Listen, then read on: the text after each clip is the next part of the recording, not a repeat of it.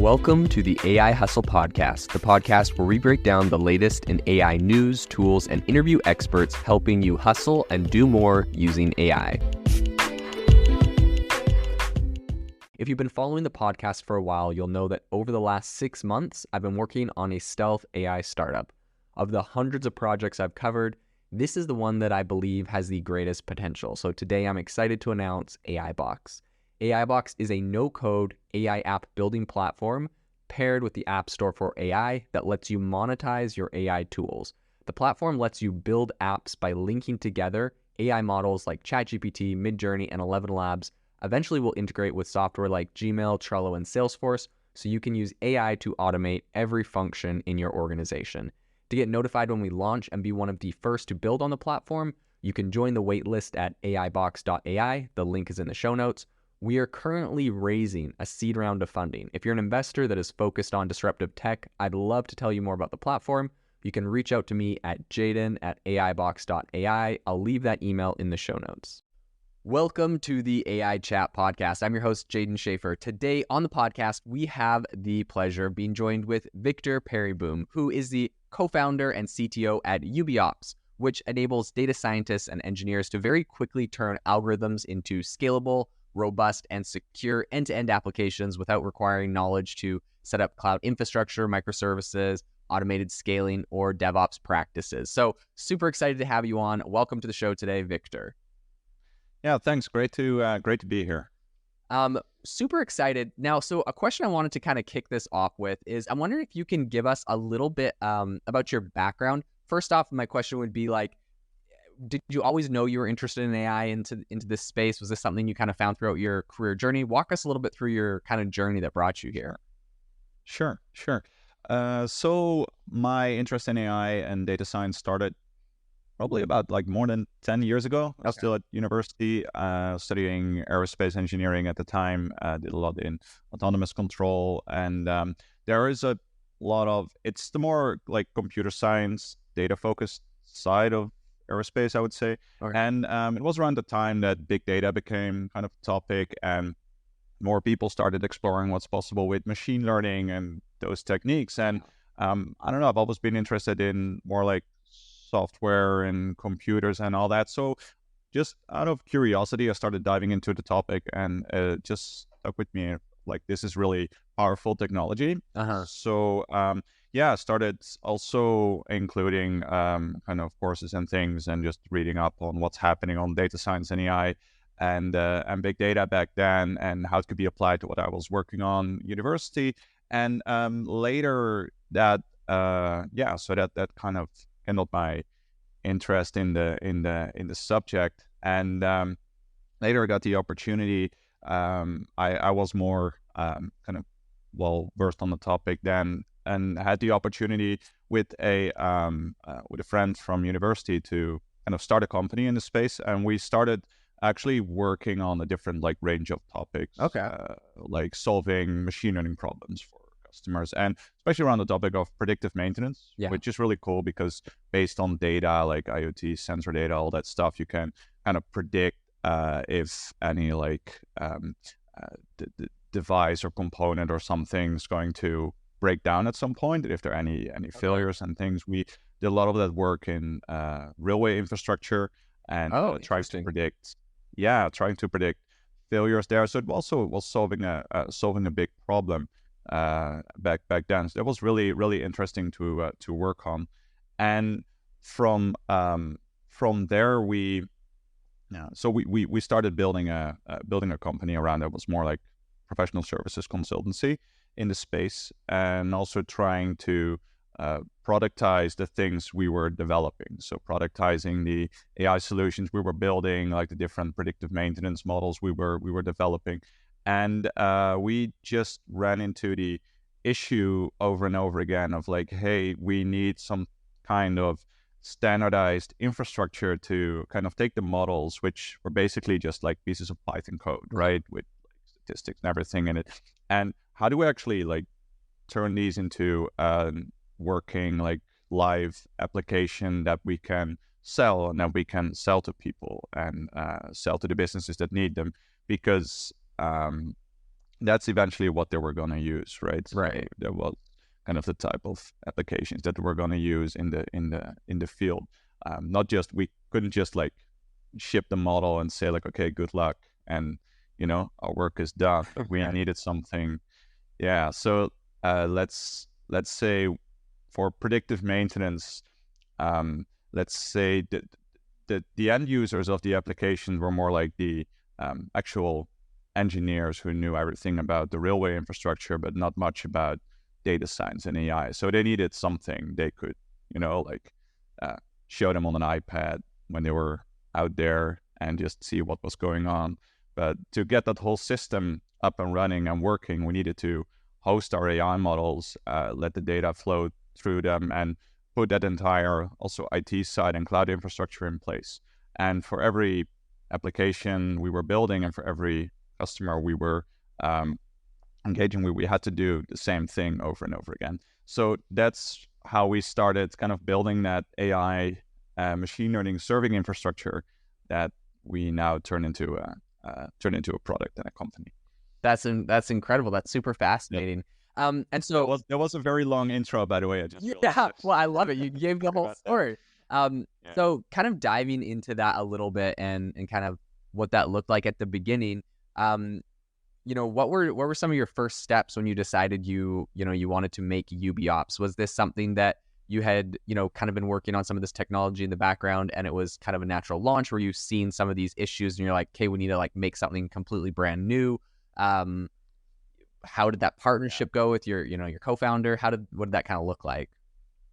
Yeah. So by the time we turned UbiOps into a product, we were a like a company of 15 Okay. people, probably. Most of them focused on data science, machine learning, and we we realized that this was a problem. So basically, the deployment and productionizing of AI machine learning, so turning the models we had into a working application, was not only something that we were running into like that same challenge, but Uh, we saw that like everywhere. So also other data like analytics teams we talked with, and other companies we spoke to. It was like, yeah, we all run into this problem of having this having good like data science, data analytics capabilities and having the people in the house to do that, but then at some point turning it into actually like a reliable product and service, uh, that's really hard because data scientists are, those teams are not very at home in like cloud computing, IT software in general, right. and to build a stable solution, you need software engineers and Uh-huh. IT people. So it started more as an internal product and an internal platform we were using to just deploy our own solutions. And then at some point we decided like, hey, this like the market, the timing is right to also help other teams achieve the same goals. So we started actually talking to a lot of those teams at the companies we were working with, saying like, hey, if you had a platform like this, would that be useful? And that's how we started kind of defining the scope of the UbiOps platform. Hmm. And from there, we did internal development, started with a beta, and started getting it out there into the market. And, Very, very that, cool. yeah. Exciting times. One thing I'd love to ask, specifically about the platform and kind of what you guys are building is like, how does UbiOps, kind of simplify the process of turning algorithms into scalable applications for data scientists? Right. Right. So, great question. So it's a platform that sits between the data science code and like the cloud and IT infrastructure. So the main goal is making it as easy as possible for a data scientist to take his AI model, machine learning model code, um, push it to our platform, and we do everything from, let's say, building a software container around it, to scheduling that, to doing like all the API management, traffic queuing, and all that. So as soon as you push your code to our platform, you get you get an API endpoint in return. So it turns it into a scalable cloud-based service, and you can just use the API endpoint to send data to your AI or machine learning model, you get the response in return. So that's kind of, then you suddenly have a connector to plug it into any application, like it could be like an app, could be some internal data system, or queue or flow or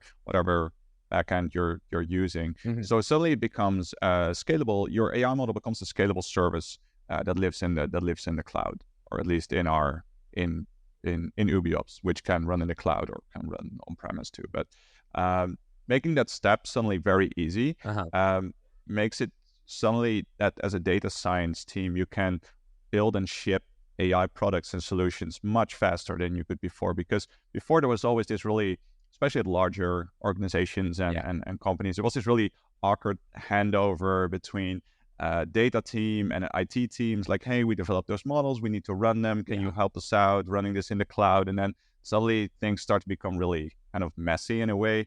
And now suddenly with our platform, you have, it guarantees for the IT team, it guarantees all this stability for, like, it can run on Kubernetes or plug into, like your existing cloud tenant API. And the interface to data scientists is very easy to use. So for them, it suddenly becomes very easy to, create a model catalog, have all your like MLOps capabilities, have all the features you need to do like model versioning, manage that, build really great workflows and pipelines out of the different models you have. So suddenly building and shipping AI applications and not just models becomes very easy, and that's our main goal. Very cool. Yeah, and I mean, it sounds like you're doing a fairly good job of that. And so I see, a lot of people are quite excited about some of the things you guys are working on. One thing I'd be curious about, just from yourself personally, I've noticed that you've been on the Dev Network Advisory Board for AI and Machine Learning. And just, off the top of your head, I wonder, how do you kind of see the role of advisory boards in shaping the future of AI? Obviously, this is a really big new topic, a big new field. A lot of people are, wondering how this is going to shape out. So I'd love to get your take on that. Yeah, I think it's great to, especially for like conferences and events, to have input from people from the industry and from the field to kind of know like what are the latest topics to include in conference tracks, what are nice things to what are kind of emerging topics to maybe include next year. And just I think it's great that they're getting that input from just like people working in the field, like startup founders, company founders, but also just like people working at larger companies like Meta or Google or whatever. And yeah, it's really nice to have all these different opinions to kind of shape what are relevant items to include in a conference or in events. Very cool. Yeah, no, I think you're spot on with that, and I think getting all those different opinions, especially from the field, helps to make some robust knowledge sharing and solutions and whatnot. So very cool. I did notice UbiOps offers zero DevOps solutions. I'm wondering if you can explain how this kind of benefits companies, specifically maybe startups. Yeah, so we noticed that this for startups and scale-ups, we are a powerful platform because they usually they reach a point where they say like, hey, if let's say I'm a startup or scale-up building an AI product based on AI, right? So let's say my offering is based on I don't know, like image recognition, and I'm building a mobile app for that. And at some point, you can build a beta fairly quickly, so you can like put quite a lot of stuff together and build a beta of your product. But it's a very different game to build a product that like 10,000 or maybe 100,000 or a million people are going to use, because then you suddenly need a scalable infrastructure, not just for your app, but also for your for all the AI stuff and all the logic. Yeah. And that's what we can give you out of the box. So as soon as you start using UbiOps for deploying your models and connecting them, integrating them in your application or the product that you're building, suddenly you're not just ready for your beta, but you're also ready for like scaling for the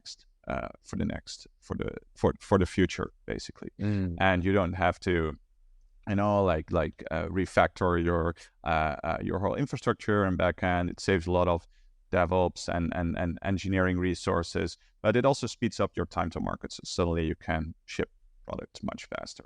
And it also saves you all the DevOps overhead. And that's a big deal in building scalable production grade systems right now. Very cool. That's awesome. And yeah, I'm sure that's a massive help to a lot of different people in this space looking for this kind of technology. Yeah. Something I would, speaking of, something I'd love to get your thoughts on. Is there any specific companies that you can, use cases or people that have, had success with your product that you could share? Yeah, sure. Yeah, we are actually so we're serving quite a broad range of different companies and different use cases. Mm-hmm. Some are more like enterprises, like Bayer Crop Science. They're building computer vision applications for agriculture, Cool. which is really cool. Yeah. We have a lot of very cool startups and scale-ups among our users. Some working on like deepfake detection, which is amazing. Like in healthcare, I think especially healthcare, like image recognition and say that like image-based applications in healthcare, extremely powerful and personalized medicine applications. So there are tons of great products being built on UbiOps right now. Very cool. That's awesome. Yeah, exciting stuff. A lot of industries that I think you're going to see some big gains from this. I'm wondering, what are your thoughts on the future of AI infrastructure, specifically like looking at the context of multi-cloud and on-premise solutions? Yeah, that's a big topic right now, and it's really interesting because there are a couple of drivers that kind of move the kind of change the way we consume and look at infrastructure. First, it was okay. You choose a cloud, right? Like a few years ago, you choose a cloud, you stick with it, and that's kind of where you deploy everything. But suddenly, especially now with Gen AI and LLMs, now suddenly you can't get like GPUs everywhere anymore all the time. So they just sell out in certain regions, and also compliance. Compliance becomes a topic, especially for enterprises. So like, okay, I want to, I want to keep my data and my compute inside my own organization.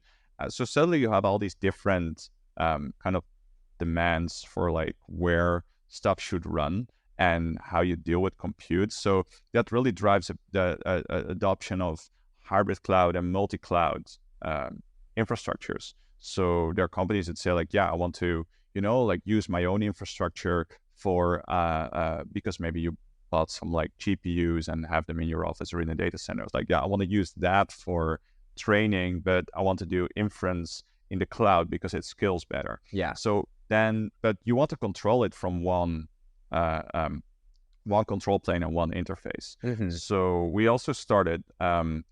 We recently released capabilities to also like deploy your models and workloads across like hybrid and multi-cloud architectures, which is really cool because then you can slowly lift and shift models from your on-premise data center or like burst training workloads to the cloud, or kind of pick what zone you have GPU availability. So you can connect different compute environments to the same control plane and use that to optimize for cost, optimize for resource availability, for compliance. And you suddenly have a lot more flexibility in what your compute landscape should look like. And that's a whole different thing than like a few years ago when you just like stick with one, let's say Cloud 10, and then build everything in there. Right. Because it's currently kind of limiting, especially if you're, if these are challenges you're facing. Right. Yeah, that makes a lot of sense. Something I'd love to hear your opinion on is, where do you see the future of like AI in healthcare specifically? I know you have some experience in this space in the past. What are your thoughts on where this goes? I've seen some incredible innovations, right? AI being used for drug discovery and all sorts of things. Where do you think this all goes? Yeah, I think healthcare is an area where AI has tremendous potential, and you also already see a lot of very innovative applications being built in a healthcare space. I think the most tangible right now has been like in the computer vision image recognition space. Uh-huh. Like detecting in like pathology or like um, medical imaging and doing automatic detection Uh-huh. there of like cancer cells and all those different applications.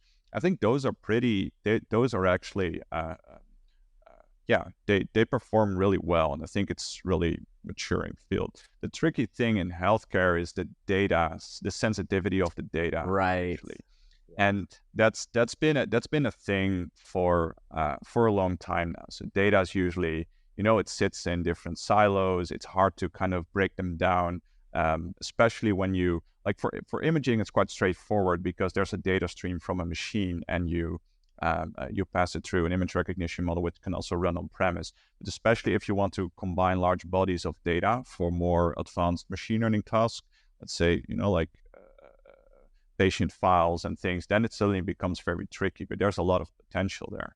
And so I think the challenging part of doing AI in healthcare is on the data side. But there's a lot happening right now. I think also, as you say, like drug discovery is a big thing where AI and there's also a lot of data in those spaces. So I think for the future, I think also make a bridge from like the hybrid multi-cloud part. This is also powerful. This can also help in the data or in the healthcare space, because suddenly it becomes easier to bring your models to where the data is, instead of pulling the data out of the silos where it's in, and like migrating that to the cloud, because then it becomes suddenly kind of sensitive, and people start kind of pushing back on that movement, because it's because of security and Right. compliance reasons. Yeah. So I think but it's a very exciting space for AI, and I think we're going to see a lot of cool things there. Yeah. I mean, personally, it's one of my areas I'm like the most excited about, just, seeing the ways they speed up drug discovery, or, all sorts of interesting things, looking at proteins and enzymes, and it's just crazy stuff. And it's personalized medicine will be a big thing probably in the next 10, 20 years, as soon as, you can fine tune these things and also get more information about, like individuals, and have all that data, and, like totally. find like what's the best treatment for this patient in this condition. Yeah. And that's I think really exciting stuff.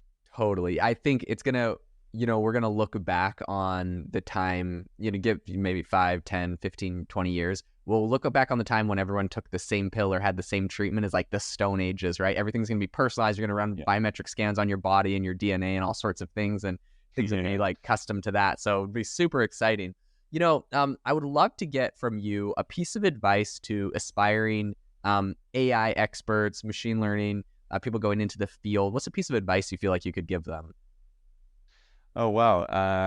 I think it's changing so fast, right? Yeah. The whole field. I think compared to 5 years ago, I already hear people talking about like machine learning 1.0 and kind of the new era with more like foundation models and generative AI. I do think that a lot of the, let's say 99% of the business cases and use cases still require like traditional machine learning and statistics to solve them well. I think right now when we have like more powerful techniques, more powerful hardware, we see I think there's a lot of potential there. So I think it's definitely worthwhile to still, like understand the basics of how machine learning works before you jump into the space. LLMs and Gen AI and transformer models, foundation models. It's really exciting. It's really exciting stuff. But it's still like it's just very advanced statistics in a way, where it's just like you increase the amount of parameters in a model and the complexity of the relationships between them. But still it's based on the same foundational statistical principles as like the older machine learning stuff.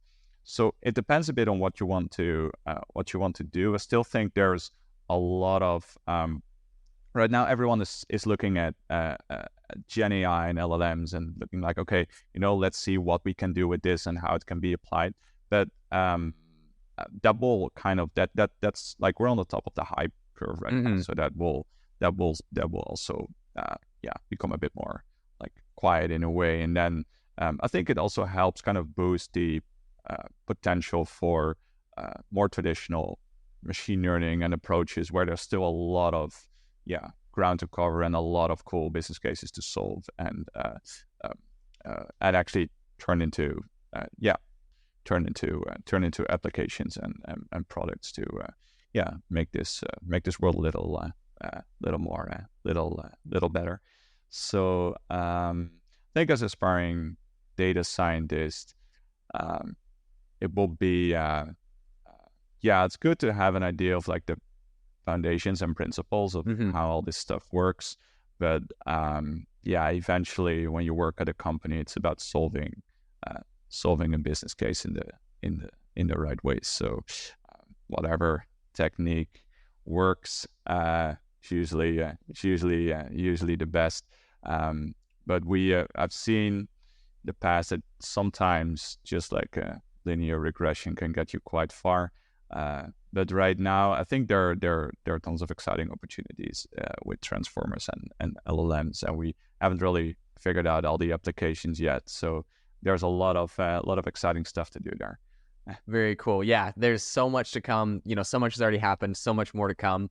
Really exciting. Victor, thank you so much for coming on the AI Chat podcast, sharing your insights, perspectives, background. It's been a phenomenal time. If people want to find out a little bit more about what you guys are building at UbiOps, maybe looking at using some of your tools, implementing them into their tech stack and what they're working on, what's the best way for them to find you? Yeah, so you can go to ubiops.com and actually create a free account there. Feel free to reach out or connect me on LinkedIn if you have any questions or want to chat. Definitely open to that. So just look at our website and connect one from our team. And excited to get in touch.